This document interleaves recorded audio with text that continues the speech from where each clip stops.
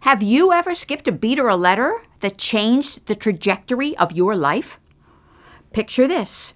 As a government contractor, I found myself serving as the U.S. advisor to none other than the Kremlin Hospital in Moscow. Yes, you heard that right, that Kremlin. And no, I wasn't advising them on how to build secret tunnels.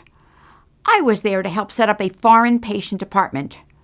To generate income, boost their reputation, and share the resources of an extensive medical system. Before I embarked on this adventure, I knew that I needed to learn some Russian, right? So off I went to Kansas for a crash course. And crash it did.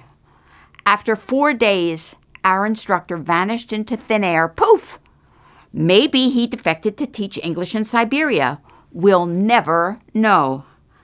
And let me tell you, hiring a substitute Russian tutor on short notice in Kansas is about as easy as building a snowman in the Sahara.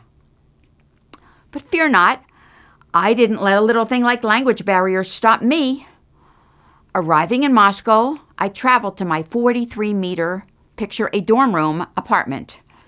And I enlisted the help of my neighbor's 8-year-old daughter, who spoke about as much English as I did Russian, to help me fill the gaps. I paid her in Barbie dolls to label everything in my apartment, and guess what? Barbie in Russian is, you guessed it, Barbie. So much for a cultural exchange. Because of my position, I met with high-level officials on-site in Moscow every 2 weeks, for 12 years, by the way. I made frequent site visits to multiple polyclinics, which are outpatient centers, hospitals, and pharmacies, which are aptekas. Most of the government officials were men who had been in their positions for years and who had no place, no time, and no tolerance for women over 50 and without MD after their names. One night, we were arguing over the name of a clinic. The acronym I suggested, RAC, for Russian American Clinic, apparently spelled cancer in Russian, and nobody wants to walk into a place that screams cancer on the door. It's kind of like here at home. If people see the letters DMV on a door, they think of the Department of Motor Vehicles, but it could just as quickly stand for delayed, mismanaged, vexing, or dismal, mood-vanishing experience. They don't want to go in. Thankfully, we settled the debate the Russian way, with vodka and caviar. And just like that, the International Clinic was born. Sounds fancy, doesn't it? Like the International House of Pancakes, but with fewer pancakes and more Band-Aids. Now, here's where things get interesting.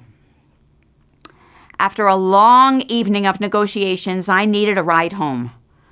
And let me tell you, getting a ride in Moscow is like playing Russian roulette.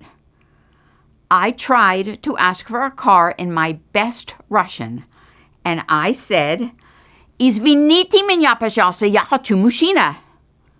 Suddenly, to my surprise, everyone stood up with their hands raised, waiting to be chosen. But instead of asking for a ride, I had accidentally asked for a man for the night. Oops! The room emerged in laughter, and I felt like I was on a game show asking for the wrong vowel on Wheel of Fortune. From that day on, I decided to practice my Russian with my nail technician. It's much safer, trust me. So there you have it, the world of international diplomacy, where one misplaced letter can turn a simple request into a comedy of errors.